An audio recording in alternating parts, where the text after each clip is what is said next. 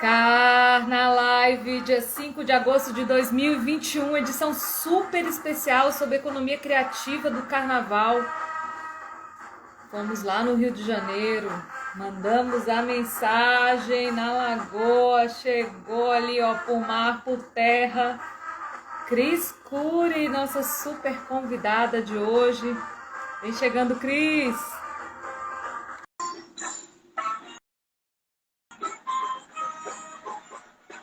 Opa!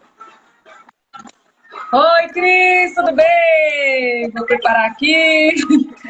Poxa, que legal, cara. A gente está se conhecendo assim, né? Pelo carnaval, pela missão de vida, pela alegria. Seja muito bem-vinda à Carnavalesca. Essa é a rede de notícias, memórias e informações do Carnaval aqui de Brasília.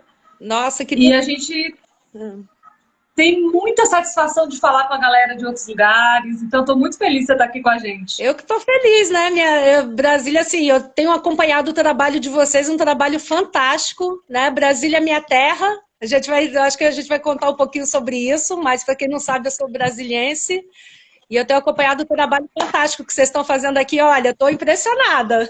Estou muito feliz de estar aqui. Muito feliz. Delícia, Cris.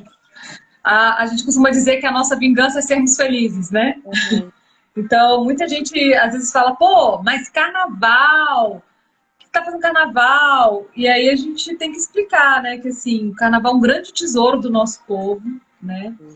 A cultura sempre foi, as artes, a cultura sempre foi um antídoto, né, nesses tempos de muita repressão, de muita violência.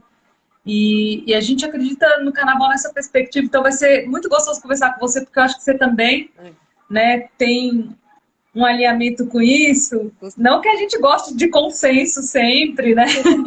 Mas é bom termos aliadas e a gente se reconhecer nessa estrada. E você faz parte do Coreto, né? Que tem 37 blocos reunidos aí no Rio. Exato. Que maneiro isso. Então, quero muito que você conte tudo pra gente. Então vamos começar, né, Cris? Vou começar fazendo as perguntas, falo pra caramba e a gente vai trocando aí. E tomara que um dia a gente siga com essa prosa na mesa de bar, ou no bloco pulando juntas, se abraçando muito. Mas enquanto seu lobo não vem, ó, a Dani tá mandando boa noite. Oi, Dani. Oi, pessoal, todo mundo chegando aí. Diretora do Coreto Vamos também, diretora sociocultural do Coreto. Um beijão, Dani. Delícia, que delícia. Então conta um pouco pra gente, Cris, assim, você é brincante, organizadora, pesquisadora, e a pesquisa acabou de sair, né? Sua tese de doutorado, na verdade, né? Assim, não é pouca coisa pessoal. O que você destaca pra gente, Cris, assim, desse processo? Eu vou contar, olha, assim, se deixar eu falo muito, tá? Então eu vou falando e aí você vai me interrompendo, enfim, a gente vai conversando sobre isso. Mas a minha história com o carnaval é uma história muito engraçada, né? Porque assim, eu sou de Brasília e saí de Brasília com 23 anos de idade e quando eu saí de Brasília, na verdade, o carnaval de Brasília não é o que é hoje, né? O carnaval de Brasília era clubes, né? Assim, tinha alguns blocos de rua. Eu acompanhava muito pela televisão o Carnaval do Rio, mas não era, né? O carnaval que a gente hoje observa aqui em Brasília. Então, eu mudei para o Rio e não sabia nada.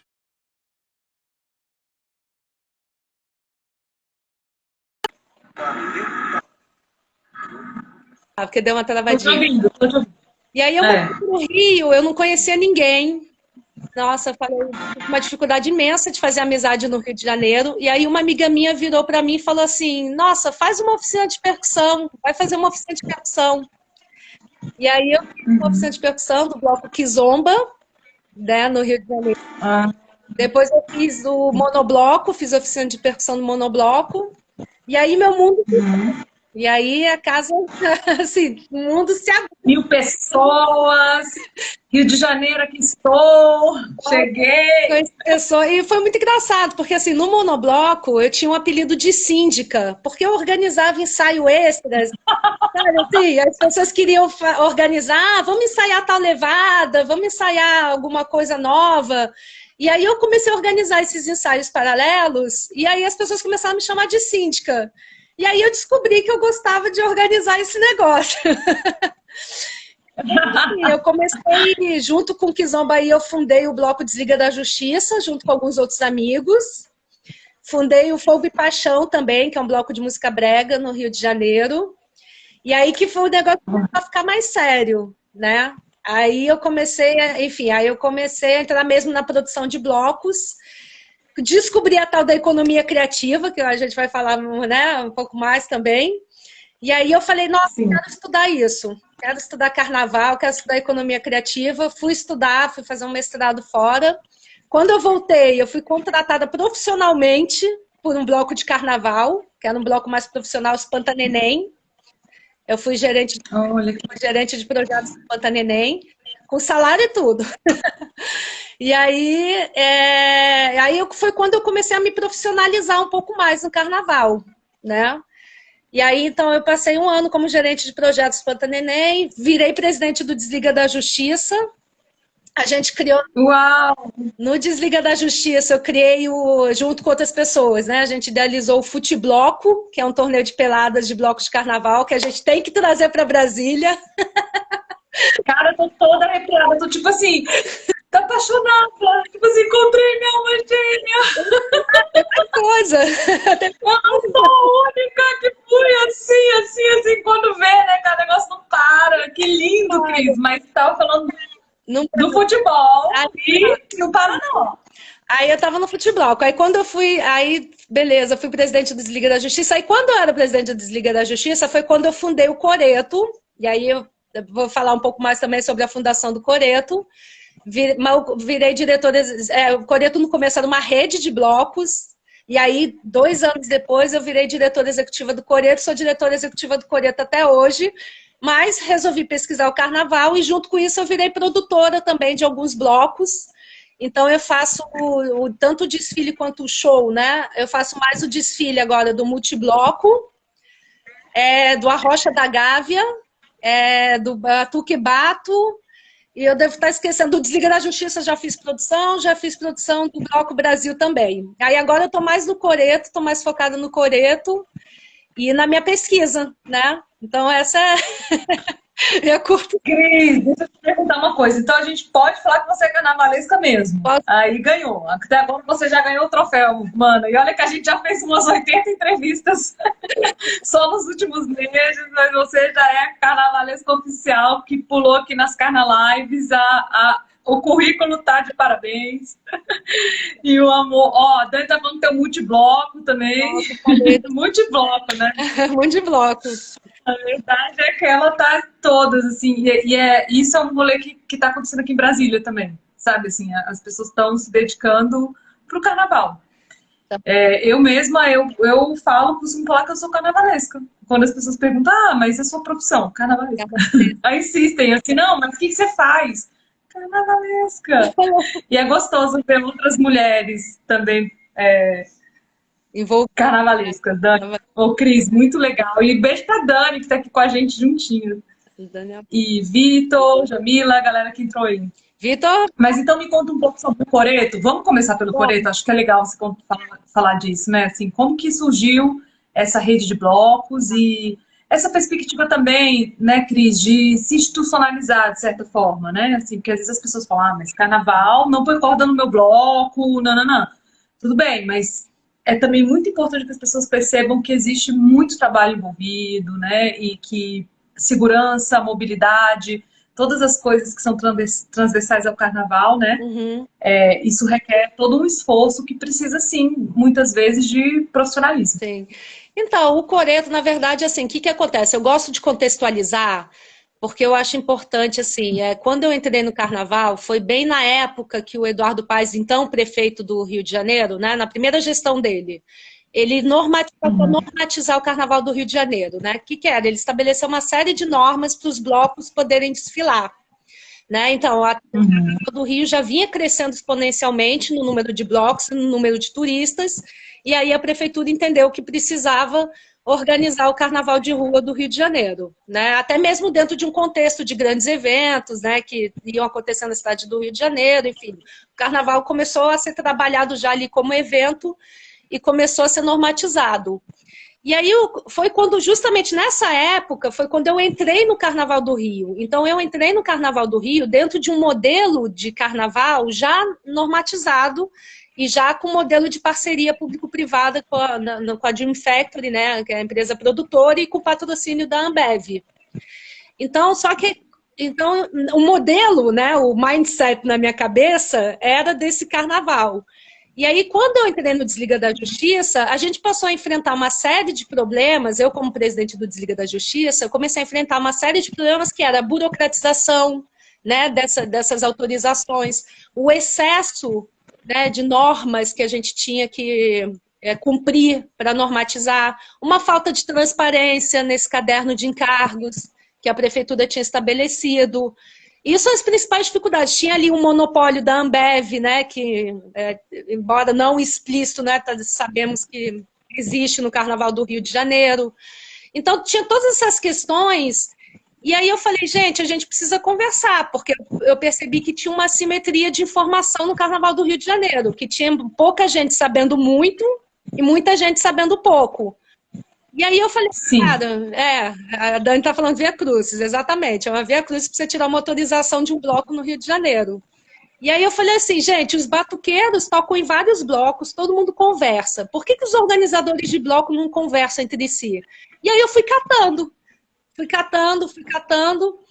Aí eu falei assim, vamos fazer uma rede para troca de informação? E aí a Dani, que está aí, estava na primeira reunião, a gente fez uma reunião com 8 blocos. Depois a gente descobriu que tinham mais 4 ou 5 blocos também nesse mesmo movimento. A gente juntou esses blocos, virou coreto. E aí a coisa foi crescendo, e aí a associação ela foi crescendo. Quando a gente viu, a gente estava sendo chamado para reuniões formais, né? Então, assim, a gente já estava sendo informalmente legitimado ali pelo poder público como interlocutores do Carnaval do Rio. A gente tinha alguns projetos que a gente precisava, né, que a gente tinha ideia de colocar na rua, a gente queria buscar patrocínio, enfim, aí a gente resolveu institucionalizar o Coreto. Então, desde 2018, de fato uma associação e com eleição a cada 2 anos. Então, eu estou na minha segunda eleição como diretora executiva, e aí ano que vem eu não sei se eu não posso continuar como diretora executiva, mas eu ainda não sei se eu mudo de lugar ou de cadeira ou se eu tiro férias um pouquinho, mas eu acho que eu não sei, vamos decidir. Parar não foi. Então, mas o Coreto, ele nasce muito assim, uma coisa que eu gosto de falar, que o Coreto a gente nasce muito dentro de uma interlocução, assim, a gente preza muito pelo diálogo Sim. Isso é uma coisa que eu falo até quando os blocos entram, né? Porque, enfim, tem alguns blocos que preferem outra posição, né? Mas a gente tem uma posição que é uma posição bem de diálogo e de articulação com o poder público. Então, a gente tem conseguido boas entradas por conta disso. Né? Então, isso é o modus operandi do Coreto. Interessante a gente saber, porque eu acho que os desafios são parecidos, né? Embora com certeza diferentes, mas de acordo com cada cidade a gente enfrenta justamente isso, uma via crucis burocrática, as limitações da editalização do carnaval, né? Que em Brasília a gente sofreu muito com isso, assim, porque editalizaram o carnaval, né? E isso foi uma cultura que veio de uma turma de São Paulo, que estava na gestão da Secretaria de Cultura aqui. E, cara, virou outro carnaval, assim. Então, tem prós e contras aí, né? Assim, a gente tem que olhar para isso, assim, né, com muita cautela. Mas o mais bacana de te escutar, Cris, é que você fala muito sobre assim, essa diversidade de formatos, né? Que é isso que é o importante, né? A gente continuar mantendo a diversidade de formatos, exatamente. Então, ele está aqui falando que o povo do Carnaval Livre está na rua também. Exato. E até que ponto, e aí eu acho que é importante também a gente registrar, assim, porque existe o fato de que, por exemplo, para alguns blocos saírem, eles têm que dialogar, porque não tem como. Eu por exemplo, sou gestora de um território aqui. Que é um território que surgiu porque eu tinha um bar, que era uma casa de cultura, chamada Balaio Café, fecharam o bar de uma maneira muito autoritária, e aí a gente abriu uma praça de carnaval no território do bar. E essa praça é uma praça que tem 15 anos já. Então não tem como eu deixar de fazer, entendeu? Assim, Sim. porque tem uma história de resistência, de história criativa aqui da capital. E aí eu fico pensando assim, eu tenho que dialogar, né? Isso é um ponto. Isso não tira, né, o direito das pessoas que querem, na verdade, sair, brincar né? Outra questão também de blocos que são muito grandes, né, e que precisam realmente, assim, de um apoio, né, de serviço urbano de limpeza, né, e segurança, e isso tem que acontecer, né, assim, uma logística que o poder público tem que apoiar. Só que no diálogo, né, isso é bem desafiador, assim, porque, enfim, são muitas nuances e cada troca de governo é um novo, né, um novo diálogo, e aí a gente vai.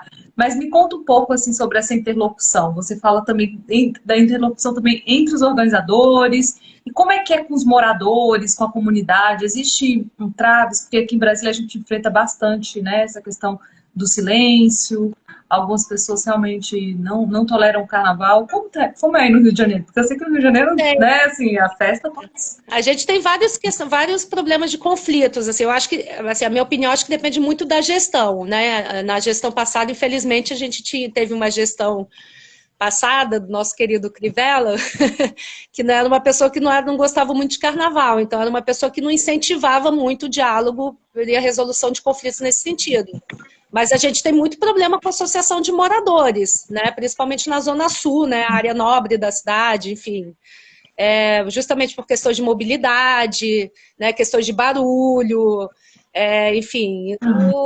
Mas sempre o Coreto tenta articular, a gente chegou a procurar essas associações de moradores para tentar articular e conversa, mas tem muito preconceito também, né? Assim, a gente já participou de associações de moradores que era isso, o carnaval, eles objetificam o carnaval, né? Carnaval é xixi, é bagunça na porta da minha casa, né? E esquece uma outra dimensão do carnaval, que é justamente a dimensão de cultura, né? A dimensão econômica também, mas não é uma questão totalmente resolvida no Rio de Janeiro, não, assim, a gente tem espaços bem complicados, assim, no Rio de Janeiro, assim. Os blocos foram ocupando o centro da cidade, eu não sei se o Vitor está aí, mas o Vitor tem um livro bem interessante que eu lerei em breve, assim que eu comprar, mas que fala um pouco da ocupação dos blocos no centro da cidade. Mas não é uma questão pacificada, não, ainda, na cidade do Rio de Janeiro. Mas eu acho que depende muito da gestão. Eu acho que depende muito. Sim. E também eu acho que das pessoas, né, se apropriarem do direito que Dani está falando aqui, ó, ocupação de espaço público é um direito, né? E aí fazer carnaval é justamente a gente, né, se apropriar desses direitos nossos, né? Assim, direito à cultura, direito ao ir e vir, direito ao trabalho, né? Exato. Direito à liberdade de expressão. Aliás, entrou aqui a bateria Furiosa do DF, que é uma bateria muito maravilhosa, do Bloco do Fio Desencapado, que a gente adora. E essa galera ensaiando é lindo, lindo, lindo, lindo. Inclusive, estamos subindo aí aos poucos vários materiais que a gente encontrou de arquivo nosso da Furiosa. Então tem muita coisa. É muito gostoso contar a história do carnaval. Mas eu queria pegar um ponto do que você falou, Cris, que fala sobre justamente isso, assim, de que carnaval, muitas vezes as pessoas tratam pelo aspecto da violência, né? Do xixi, enfim. E isso é um pensamento muito limitado. Sim. Né? E aí você justamente parou para pensar além disso, né? Foi. E como que foi fazer essa pesquisa sobre economia? Conta pra gente, assim, qual é o viés que você... Porque é muito amplo, né, o tema. Lá vem história também. Não, vamos lá. Na verdade, assim, eu sou economista de formação, né? Então, sou economista. Então, quando eu entrei, assim, eu falo de formação porque eu abandonei um pouco. Eu sou uma economista social, que chamam, né? Que vai para mais lado social, enfim, mais questões sociais. Trabalho bastante com educação e cultura. E aí, quando eu estava no Carnaval do Rio, eu comecei a perceber, principalmente pelas oficinas de percussão, que tinha um ecossistema ali, entendeu? Que as oficinas de percussão, ela alimentavam um ecossistema ali dentro dos blocos, né? Que, na verdade, os alunos das oficinas eram os que iam para os shows dos blocos, né? Reduzido, que elas pagavam as oficinas, que pagavam os professores, né? Ao mesmo tempo, as oficinas, os desfiles. né? Muito dos alunos, eles incentivavam ali trabalhos individuais de cada um dos professores, dos músicos. E aí eu comecei a entender que ali já tinha um ecossistema operando em torno das oficinas. Eu falei, interessante isso, né? Estudar um pouco sobre a economia do carnaval. E aí, a primeira coisa que eu fiz, a primeira pesquisa que eu fiz, que foi minha tese de mestrado, foi justamente sobre as oficinas de percussão. E aí eu continuei estudando, aí descobri a economia criativa, porque eu fui trabalhar na época no Oi Futuro, que é um instituto cultural da Oi. E aí foi lá cultural, indústria criativa, todo esse conceito. Trabalhei um tempo também na Federação das Indústrias do Rio de Janeiro, com o programa Indústria Criativa, enfim. E aí eu passei a entender que o carnaval, de fato, tinha, né, um sistema econômico operando ali por trás que eu podia chamar de economia criativa, né? Afinal, a gente está falando de simbólico, né? De significado, né? Cultura. Mas a motivação mesmo, assim, a motivação direta disso, é que eu comecei a perceber que se divulgavam muitos dados sobre carnaval, muitos dados econômicos sobre carnaval, mas muitos dados de turismo. Né? Quando você olha assim, as manchetes, tem quantos milhões de taxa de ocupação, bilhões gerados por turistas, não sei quantos milhões de turistas. E eu entendo que existe uma economia por trás, né, que não é só uma economia baseada no turismo, mas uma economia que acontece durante a festa, que na verdade é toda que é adjacente das outras cadeias produtivas criativas, né? Quando você fala num desfile de carnaval, você está falando de audiovisual, né? Que tem filmagem, de fotografia. Você está falando de moda, que são as fantasias, artesanato. Você fala de outras linguagens criativas e culturais, como a dança, né? Linguagens, né, novas, né? Linguagens novas, né? Dança, a perna de pau, né? Enfim, então ali você envolve nessa produção, na própria produção do desfile, a música, né? Enfim, o que seria do carnaval sem música, né? Você envolve diversas cadeias produtivas, mas não só na produção do desfile. Durante, ao longo do ano, pelo menos no Rio de Janeiro, eu não sei se aqui no Distrito Federal é assim, mas eu imagino que seja, os blocos realizam uma série de atividades, blocos e escolas de samba realizam uma série de atividades, que são eventos, shows, grupos reduzidos, festas próprias, festas pagas, e que todas essas festas, todas essas atividades, elas também envolvem uma economia criativa durante o ano, né? Então, não é só a questão da sazonalidade do evento. E aí eu falei, eu quero estudar isso. Eu falei assim, bom, eu vou estudar isso. E aí, já pode entrar na minha tese? Ou você tem... Pode falar? Pode falar demais! Pode! Não, e aí, enfim, aí quando eu entendi isso, eu falei, bom, eu preciso, de certa forma, sistematizar isso. Eu preciso mostrar que isso acontece e que isso é importante para a cidade do Rio de Janeiro, enfim. E aí, então, minha tese, ela buscou sistematizar e medir essa produção econômica. Obviamente, eu não consegui atingir todos os blocos do Rio de Janeiro, mas eu trabalhei com os blocos do Coreto. Então, ela tem dois resultados, digamos assim, né, para simplificar, né, a tese. Ela tem dois resultados. Uma que eu fiz um mapeamento de tudo que os blocos do Coreto, que alguns blocos do Coreto gastavam e arrecadavam durante o carnaval. E aí eu consegui 9 blocos, que inicialmente eu achei pouco, mas foram resultados expressivos, que eu vou falar aqui. E o segundo movimento era tentar sistematizar essa produção econômica, assim, indicando quais eram as atividades e ocupações que faziam parte do Carnaval de Rua do Rio de Janeiro. E aí eu apresento uma série de classificações de atividades e ocupações que podem ser replicadas, obviamente, para estudos mais qualitativos ou quantitativos, enfim. Isso é facilmente replicado. Mas, aí, para trazer alguns resultados, eu até trouxe uma cola aqui. A gente teve... Estou colando aqui. Incrível. Que a gente teve, 9 blocos do Coreto foram capazes de movimentar quase R$500 milhões, Só.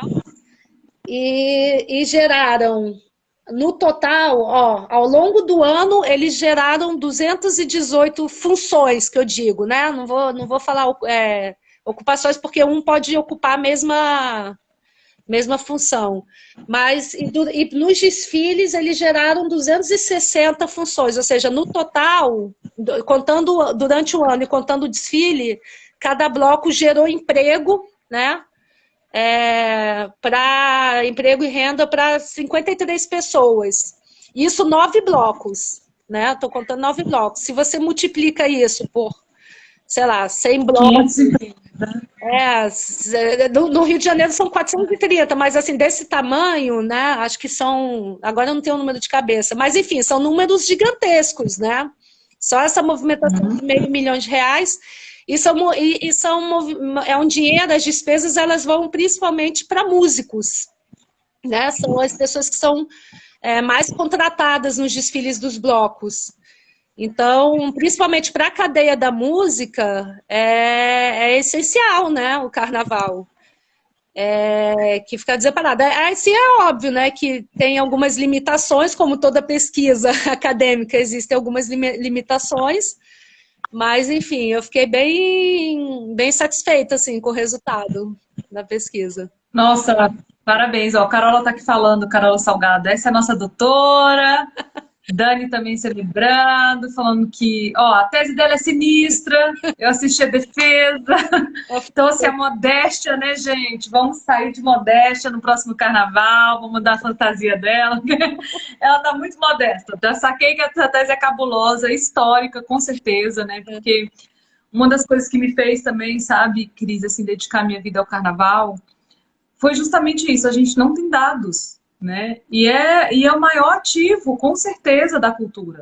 Né? Então, assim, como que a gente não consegue, num país que nem o Brasil, não ter dados do carnaval, né? A gente não tem, assim, um olhar, a gente não tinha sequer memória, a gente não tinha nem política pública, assim. Não. Eu me lembro de já ser um ministério progressista da cultura e um carnaval recente, 2013, 2014, ter apenas uma postagem, Feliz Carnaval. Algo assim. E aí eu falei, não, cara, para tudo, vamos cair para esse negócio. Vamos começar a produzir memória, vamos começar a entender, né, quantos blocos são, quantas escolas de samba são, né, como que a gente não consegue ter essas informações. Então, cara, parabéns, assim, eu fico super, para mim é tipo medalha de ouro. Tá aqui hoje escutando sobre isso, né, da sua dedicação, da sua entrega para a sociedade, né? E eu super compreendo que tem limitações, mas eu acho que tem muito mais profundidade e assertividade, né? Assim, porque às vezes a gente entra nisso, né? De se cobrar. Você tem até os nomes, aí o pessoal se filosofa muito. Síndrome da impostora, não sei o que, não.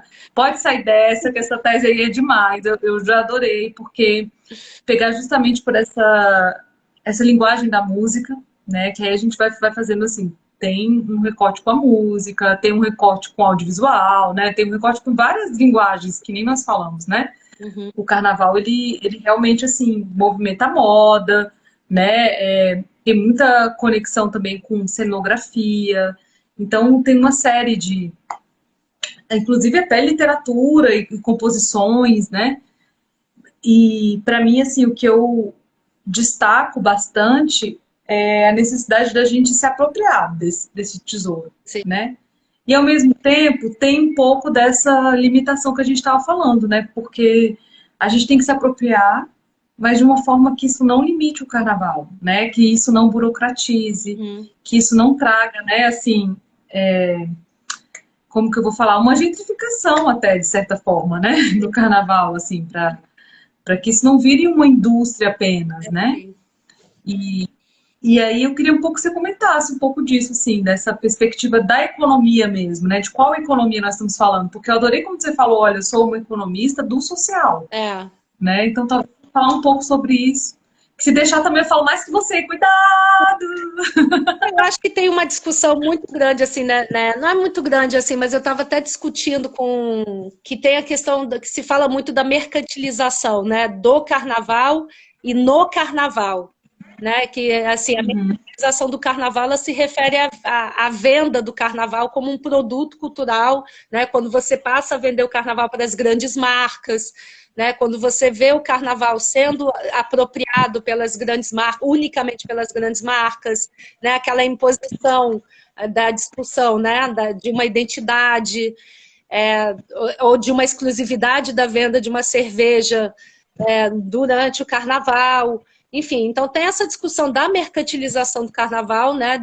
Do carnaval realmente como esse produto cultural, esse evento, esse grande evento, e tem a mercantilização no carnaval, que são essas práticas do dia a dia do carnaval, que são essas práticas mercantis que fazem parte da dinâmica da festa e que sempre existiram, né? Na verdade, as bexigas de cheiro, né? O lança-perfume, o livro de ouro, esses comércios que acontecem durante o carnaval. Então é interessante olhar sempre, é isso que eu falo, assim, é sempre olhar essa perspectiva como uma perspectiva de práticas mercantis que acontecem durante o carnaval, né? E não olhar nesse contexto maior de enfim, da apropriação da festa para fins, enfim, exclusivos de comerciais e de lucro, né?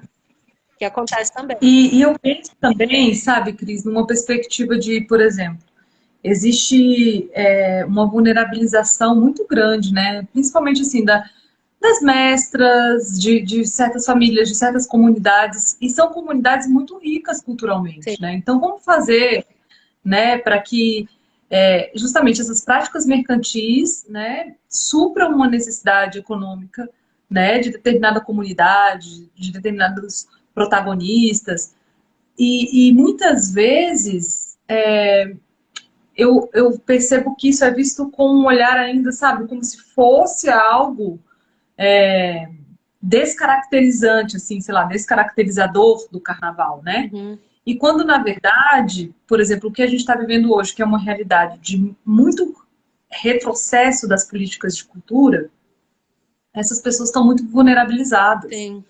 Então, elas precisam, na verdade, já que movimentam, né, tantos recursos desse grande tesouro que é o carnaval, elas precisam receber por isso, né? Então, assim, eu percebo que a gente vai ter que construir uma política nesse sentido, sabe? Ao invés de recuar, né, muitas vezes por um olhar e críticas ou enfim, ideologias que são protagonizadas por pessoas que já trabalham com alguma outra coisa e realmente também realizam carnaval. Mas muitas vezes são servidoras públicas, aqui no Brasil isso é muito comum, né?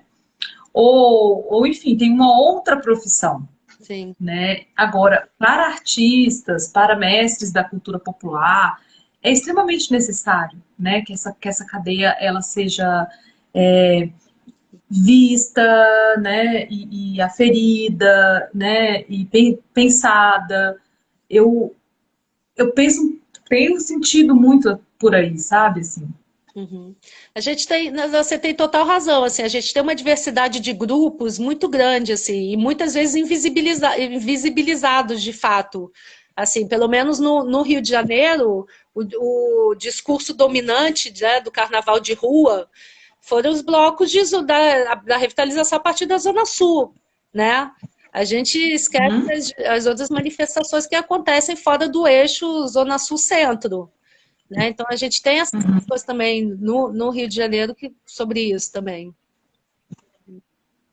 E tem também, né, eu não sei se a gente pode chamar de cadeia, porque eu não tenho, até, assim, peço perdão pelas imprecisões de nomenclaturas, mas uma cadeia, digamos assim, secundária, por exemplo, a cadeia de catadores, Sim. Né? Então, a gente pode fazer um trabalho sobre isso, né? Tem uma cadeia que eu fico pensando muito dos próprios ambulantes, né? Tem toda uma cadeia de informalidade, né? Que o carnaval promove e que eu acho que a gente também pode dar uma sustentabilidade muito maior, né? Pelo aspecto de uma economia que seja mais igualitária, que seja, né, uma economia visando uma justiça, assim, né? Tem um grupo no Rio que eu até fiquei de mandar, vou mandar, mas eles fizeram um trabalho super interessante sobre o consumo nos blocos.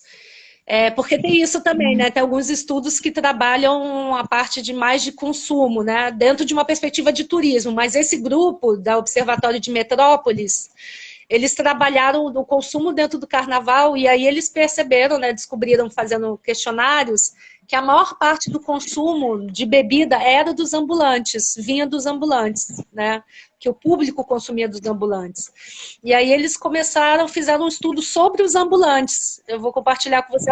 O nome do estudo é A Falta que o Carnaval Faz, do Observatório de Metrópolis, que é um estudo super interessante, eu acho super complementar ao estudo que eu produzi, porque de fato na minha tese eu não considero a informalidade, ou pelo menos assim, eu pergunto para os blocos do Coreto se eles têm relação com comércio informal, só que a grande parte não tem, mas eu sei que existem grupos de carnaval que têm sim uma relação com o comércio informal são grupos que se beneficiam, né?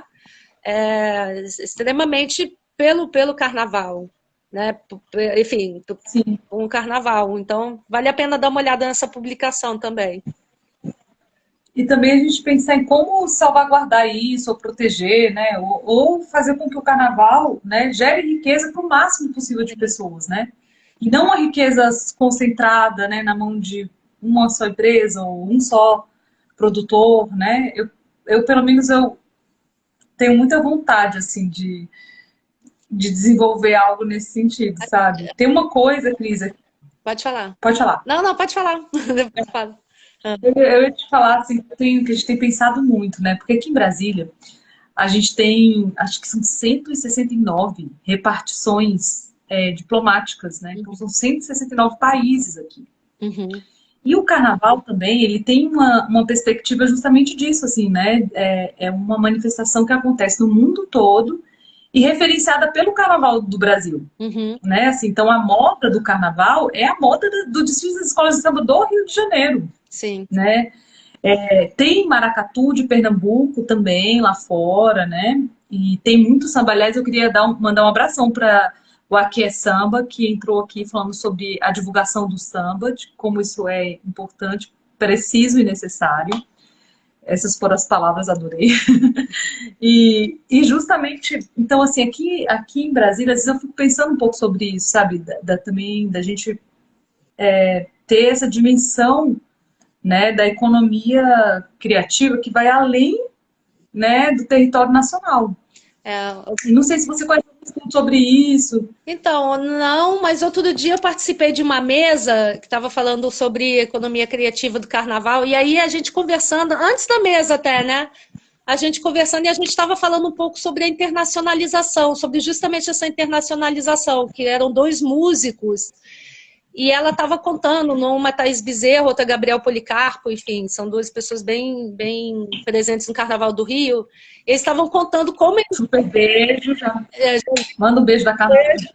E eles estavam contando como que eles viajaram, né, levando a cultura do Carnaval do Rio para fora, né, assim, na Argentina tem desfile de carnaval. Anualmente eles fazem workshops fora do país. Assim, eu tive a oportunidade, né, fui sortuda aí de morar fora. Eu morei na Inglaterra e lá tinham mais de 200 ou 300 grupos de samba na Inglaterra, assim. E tinha um centro, e tinha um centro para o carnaval, lógico, tinham grupos brasileiros, né, que eu estou falando, mas tinha um centro para o carnaval que incluía o carnaval brasileiro, o carnaval jamaicano, da América Central, América Latina, e era muito interessante, assim, e eles são apaixonados pela música brasileira, assim, os grupos que eu conheci lá e que eu tive a oportunidade de tocar, eles são apaixonados pela música brasileira e rola os intercâmbios, né? Tem um grupo lá que anualmente vem para o Rio, faz o intercâmbio com grupos do Rio de Janeiro para aprender, enfim, se apropriar. E eu acho que é isso, a gente também não tem incentivo, né? Aí eles estavam comentando tanto que não tinha tanto incentivo da nossa parte para internacionalizar no sentido de levar essa cultura, né, para... Mas o que eu ia comentar assim, é que o Coreto, a gente tem uma visão muito, e aí é uma visão que eu quis trazer muito de desenvolvimento assim dos blocos, sabe? Então, a gente, Uhum. sempre que possível, a gente tenta promover capacitações para os blocos. A gente já fez capacitações de... Ah, ó, a Dani está lembrando do Ronk, bem lembrado, Dani. Que o Ronk... Maravilhoso. Quero mandar um beijão pra Gal, que é quem organiza o Ronk aqui, a Maravilhoso. galera do Calancarita. E eu estava justamente escutando a Orquestra Voadora. Ah, que Eu delícia, fui para um Ronk no Rio, que foi maravilhoso. que legal. E nos outros eu não estava aqui, mas assim, é lindo esse movimento, né? Lindo, E é um movimento também internacional, né? maravilhoso. Transnacional. Saudade Ronk. Mas, mas é isso, aí no Coreto a gente promove capacitações para os blocos, enfim, sempre que a gente pode, né?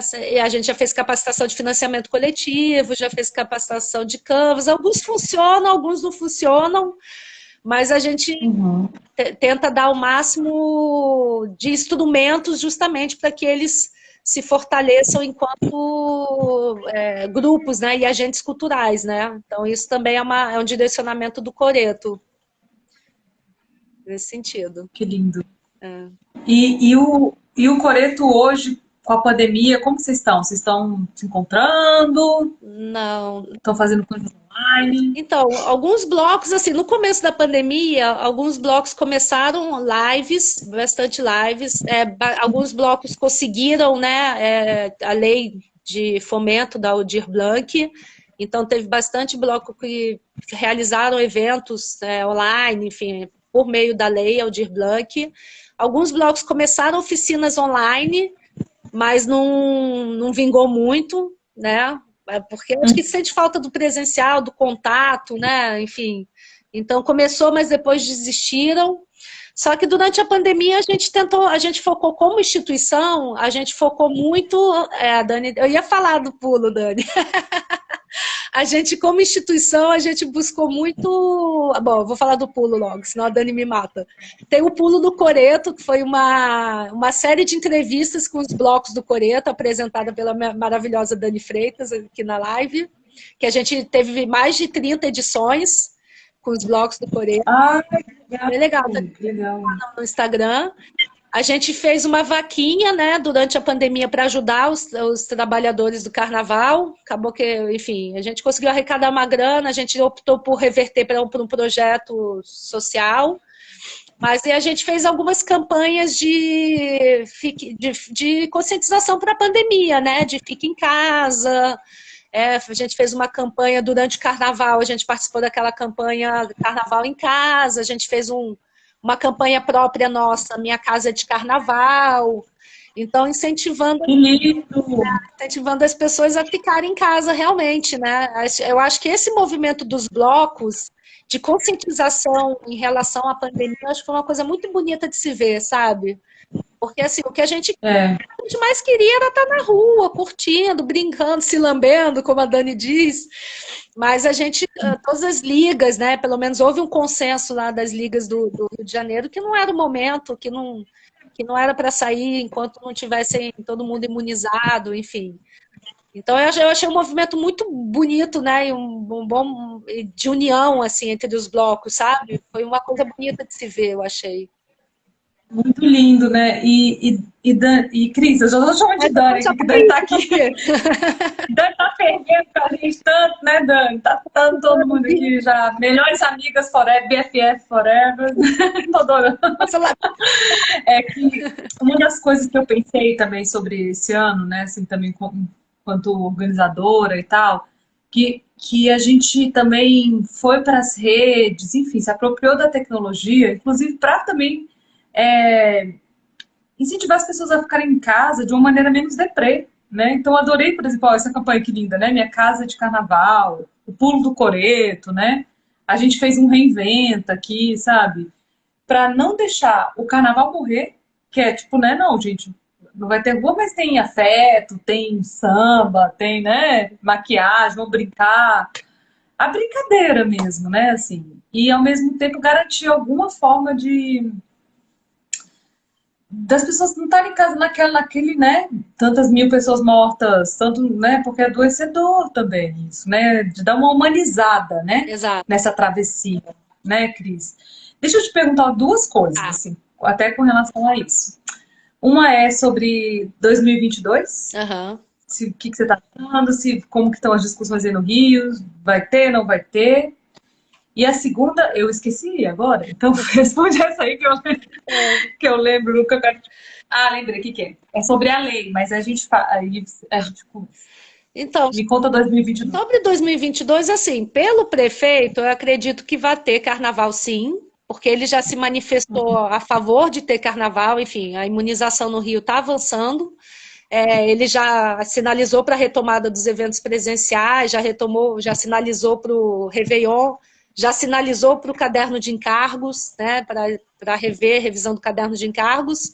Então, eu acho que, assim, se depender da prefeitura, vai ter carnaval, sim. A coisa que a gente discute muito é o tempo de preparação dos blocos para esse carnaval, né? Porque os blocos, assim, estão aos poucos voltando aos ensaios presenciais, mas tem muitos blocos que já sinalizaram que não querem voltar para o presencial enquanto não tiverem segundas doses, né? Todo mundo vacinado com segunda dose. Tem alguns blocos que, ok, estão voltando, mas a gente vai ensaiar em espaço aberto. E tem o tempo para arrecadar dinheiro para desfilar, né? Então, assim, aí pode ser que o bloco opte por sair, por não sair, pode ser que o bloco opte por sair, mas em um outro formato, com custos reduzidos. Então, assim, aí eu acho que vai da escolha de cada bloco, né? Assim, mas eu acredito que vai ter. Eu acredito que vai ter, sim. Mas, obviamente, né, eu espero que tenha, assim, desde que estejamos imunizados, variantes controladas e seguro, né? Um carnaval seguro, que nem ano passado. Eu te confesso que eu fico feliz de escutar isso. É, Aqui a nossa discussão ainda está muito recente, assim, acho que está todo mundo meio ferido, sabe? Não sei te dizer ainda com umas palavras mais concretas, mas também, geralmente é em agosto mesmo que a gente começa, é. né, a se movimentar e tal. A Dani tá aqui falando que o planta não vai sair. Alguns blocos eu acho que também não vão sair, mas é bem isso, né? Alguns vão, outros não vão, e muita coisa ainda vai, né, ser online, com certeza, né? Muita coisa pode Mas acontecer. É.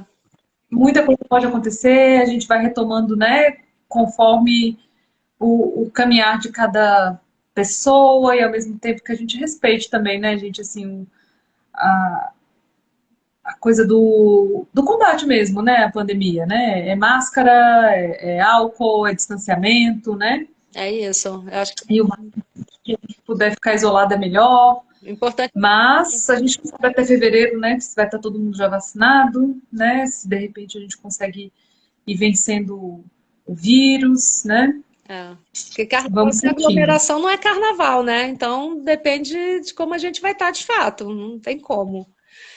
Ai, dói o coração. Como será o amanhã? Já diz aquele samba, né? Responda quem puder. Dói. Ô, Cris, me conta uma coisa, então, sobre uma discussão que está tendo aqui na Câmara Federal, de uma lei sobre auxílio emergencial para o Carnaval e para o São João. Não sei se você chegou a acompanhar. Inclusive, ontem a gente estava apurando isso, né? Estou fazendo um texto, a gente vai subir. Aliás, galera, se liga aí no nosso site, aqui nas redes sociais, que essa é uma das notícias que a gente vai estar acompanhando mais de perto. Ela foi batizada de Lei Moraes Moreira, já passou na Comissão de Cultura e Turismo. E agora acho que já está indo para a CCJ e é uma lei emergencial para o Carnaval. Interessante. Você acredita que sai algum mecanismo, né? Porque, que nem você trouxe, a Aldir Blanc foi bastante, Foi. assim, veio numa boa hora, né? É, Foi bastante é. necessária para a gente manter o mínimo, né? Em 2021. E agora 2022, né? Então, a gente no Rio, a gente tá com. Tiveram dois editais, um estadual e um municipal. O estadual a gente conseguiu, o Coreto conseguiu, que era um voltado para ligas, né? Carnaval nas redes, blocos nas redes, carnaval nas redes, que era para ligas e escolas de samba. E aí a gente conseguiu, então foi um edital, eu não lembro, a Dani vai saber os valores exatos, mas foi um edital expressivo, e a prefeitura lançou também algumas linhas de apoio ao carnaval, de linha de fomento, né? Um foi edital e outro foi linha de fomento ao Carnaval do Rio, com premiações, enfim, para os grupos. Agora, esse é federal, né? Esse federal eu não estava acompanhando, não. Vou até pesquisar. E aí a FENASAMBA, que é a Federação das Escolas de Samba, Aham. e inclusive a gente vai fazer uma live dia 17 com a FENASAMBA, mas é sobre patrimônio, que dia 17 é o dia do patrimônio. Ai, que E a gente também debate isso, Cris, do carnaval enquanto patrimônio, sabe? interessante. Seria muito legal a gente, depois desse lindo encontro aí, Aham. seguir, né? Trocando para a gente poder Claro. aprofundar nesses debates, essas ideias. E aí a FENASAMBA acompanha bastante. Uhum. E a gente tá acompanhando essa tramitação, mas está tudo muito difícil de conseguir informação por conta justamente da pandemia, né? Aham. E, ó, tá falando que não sei de cabeça não, mas eram linhas para as ligas com menos de 5, mais de 5. Ah, sim. Mas Tá falando das linhas de fomento. bom. Aqui eles fizeram tipo um prêmio, que foi muito bom, sabe? Então, assim, eles fizeram um prêmio e aí rolou no final de 2020. Mas aí o que aconteceu? Que foi um pouco desafiador aqui, para não dizer, né? Assim, porque agora eu sou uma pessoa fina, né? A gente passa dos 40, né, mano? A gente vai ficando assim, mais cuidadoso com as palavras. Que é. Em fevereiro mesmo a gente não teve nenhum apoio diferente de outras cidades, Rio, São Paulo, Recife, né? Acabou rolando um certo apoio, né, para as pessoas de carnaval. E então a gente, na verdade, teve um cancelamento, assim, bem vertical do carnaval aqui. E aí foi uma iniciativa autônoma. A gente fez na TV comunitária daqui, um carnaval. Tem um bloco de coco e maracatu aqui da nossa mestra querida, que é a Martinha do Coco, também fez. Então acabou que tem também uma rádio aqui que chama Rádio Cafuné, que é uma rádio no Zoom, Uhum. na plataforma Zoom mesmo, a galera fica junto. E aí fizeram um carnaval também 3 dias, que é bem legal. Um beijo pra galera da Cafuné. Então, assim, acabou que a gente se reinventou, assim, online, né? Mas totalmente autônomo e de forma, sem quase nenhum diálogo. E aí aqui a gente tem uma lei que prevê esse diálogo aqui no DF, sabe? Então a gente está tentando, ano após ano, fazer essa lei acontecer, mas Tá. ela é de 2011, Uhum. tem 10 anos. Ela prevê, garante o desfile das escolas e dos blocos, e 2017 um decreto que regulamentou essa lei. E também a gente não consegue fazer ser viável isso nunca acontece. Então a gente vai aqui, né, mano? Trocando as nossas prosas, pensando juntas, e aí vamos nós. Deixa eu te perguntar uma coisa, Cris. Me conta aí qual uma memória sua de carnaval, assim, que você Ah, lembra, que você fala, uau! nossa, eu tenho vários, assim, né? Mas eu vou. Depois tem uma outra pergunta sobre memória, né? Que eu sei. Mas, assim, eu tenho uma memória que para mim é muito, muito marcante. Assim, eu tenho várias, né? Na verdade, eu tenho várias. Mas quando eu estava morando na Inglaterra, eu morei na Inglaterra bem na época das Olimpíadas. Então, teve um projeto de 2012, em 2012. Aí teve um projeto chamado Rio Lapa Londres, que eles levaram o Sargento Pimenta e um monobloco para tocar em Londres. E aí a bateria era formada por alguns os grupos do monobloco, né? O grupo do monobloco e do Sargento Pimenta, e por ingleses. Então eles fizeram uma bateria mista e eu tive a oportunidade de tocar nesse carnaval, né? Junto com eles. Então, assim, foi um barato, assim, eu emocionadíssima, sabe? Pô, já tava morrendo de... Traz uma força, né, Cris? Traz uma força muito grande, assim, de ser brasileira, né? De ver a nossa cultura, né? Tava, Eu já fui também. A gente já cobriu 2 anos lá em Notting Hill e depois eu também fui para um festival em Liverpool que chamava Brasilica. E, cara, quando eu vi, assim, sabe, Oxóssi e Xangô, do Maracatu, Porto Rico, na frente da catedral, a cidade parada. Cara, aquilo foi lindo demais. Aquele tanto de maracatu, aquele tanto de escola de samba, que veio escola de samba da Inglaterra toda. Aquilo foi muito forte. muito... E a gente está também subindo uma matéria na Carnavalesca, que é sobre o Carnaval do Japão. Nossa. E tem, assim, eu acho que 135 escolas de samba, é algo assim, é muito grande, muito grande. E totalmente referenciado pelo Carnaval do Brasil. A gente estava vendo, a gente falou, caramba, é muito lindo isso, né? Assim, é muito forte. Nossa, eu chorei muito. Como é... Olha só. Que lindo. Não, mas e outra? E me conta mais memória, então. Só uma, tá pouco. Tá pouco, mais memória? Tem alguma outra? A Dani ainda tá aí. A Dani tá aí, não. Eu vou contar. Mas isso é memória de amor, né? Que tinha ali no roteiro. Não, na verdade tem uma que eu fui num congresso também internacional defender um artigo sobre a tese. Foi incrível, assim, viajar o mundo, né, do outro lado do mundo. Fui para a Austrália num congresso para falar sobre minha tese em inglês. Então, foi uma coisa muito doida. Mas, assim, esse ano foi a Dani e eu, a gente faz algumas produções juntas, né? E a Dani e a Carola, que estava aí também, elas tinham ido fazer a produção do Bola Preta. E eu estava fazendo a produção do Multibloco. E depois a gente se encontrou para fazer a produção do Batuque Bato. Só que, olha, foi um desfile. O desfile, assim, sabe quando tudo acontece no desfile? Choveu, tava uma tempestade caindo, chuva. Aí o desfile não tinha corda. E aí eram as pessoas bêbadas querendo te lamber.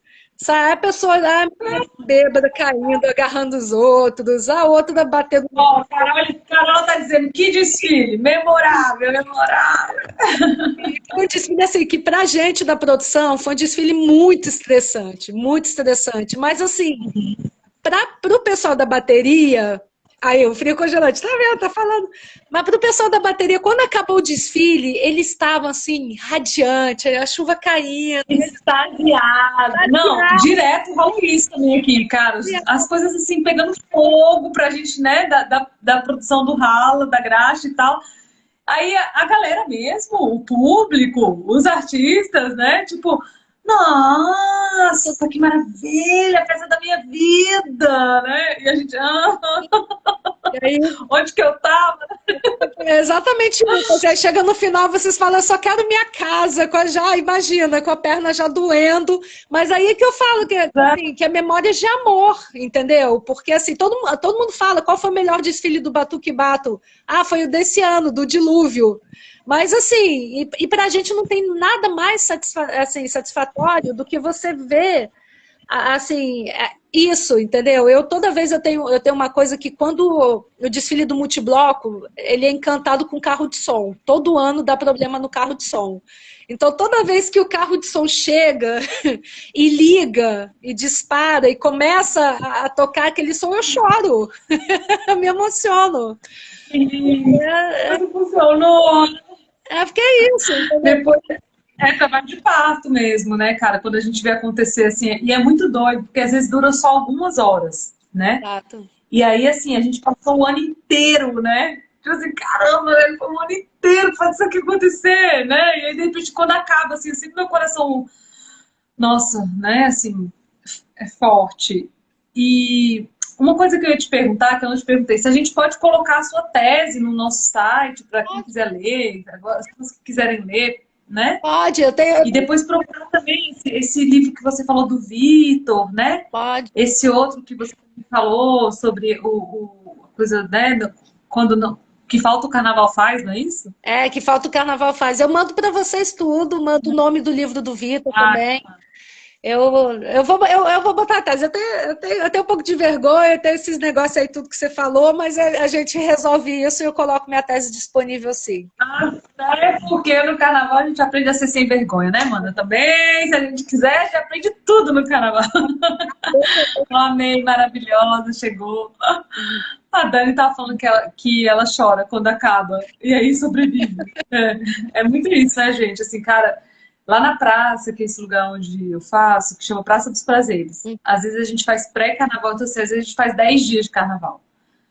Aí, claro, né, tem dia que, sei lá, o quarto dia eu já tô, caramba, né, muito cansativo. Mas quando termina mesmo, gente, dá um vazio muito grande, assim. Ao mesmo tempo também, assim, um super tesão de falar, caramba, agora esse ano eu quero fazer, eu quero trazer mais pessoas, eu quero trazer tal artista, que a gente quer fazer mais coisas. Então é sempre um grande aprendizado mesmo, né? Assim, por isso que a gente tem que registrar essas histórias, viu? Quero saber todas as histórias aí, quero ler tudo. Eu amei conversar com você, Cris. A gente está chegando ao final, infelizmente. Quero agradecer muito a Dani, Carola, todo mundo que está aí. Paik, Jamila, uma turma boa, Grilo. Eu gosto muito de poder trabalhar com isso, assim, né? Muito gostoso. Eu que E agradeço. vida longa, né? Obrigada. Ao carnaval. Que a mulherada ocupe também esse espaço, né? Porque antigamente era um espaço muito masculino, né? Sim. Ontem, anteontem, eu fui visitar a única escola de samba daqui que tem sede própria. Chama Acadêmicos da Asa Norte. Aham. E aí a gente tava lá, assim, cara, um monte de ideias legais e tal. Eles pararam, assim, e falaram, nossa, por isso que eu sempre falei para ter mulheres, né? Eles mesmos começaram o assunto, assim, sabe? Eu fiquei só ouvindo. Porque tem uma hora que também a gente já tá cansada, né? De ficar sempre falando, o espaço das mulheres e tal. Eu venho do movimento feminista muito forte, assim, muitas décadas lutando por isso. E aí, de repente, agora eu tô mais assim, sabe? Querendo cuidar do carnaval mesmo. Ai, que delícia. E naturalmente as coisas vão acontecendo, né? Pelo que a gente já É. né? E você toca alguma coisa, Cris? Você toca algum instrumento? Eu toco surdo e chocalho, mas eu tô parada. Uhul! Só que eu tô parada, né? Na- Os últimos carnavais eu mais organizei do que qualquer outra coisa, mas eu toco sim. todo ano também eu entro nisso, assim, eu falo, cara, eu quero me fantasiar, eu quero, né, namorar, ou eu quero encher a cara, eu quero me divertir. Nada. Cara, que nada, né? É sempre assim, é uma camiseta, a primeira camiseta, né? No máximo uma purpurina aqui e vai, né? Eu tô aprendendo trompete também, sempre faço esse plano de, esse ano eu vou tocar na orquestra, né?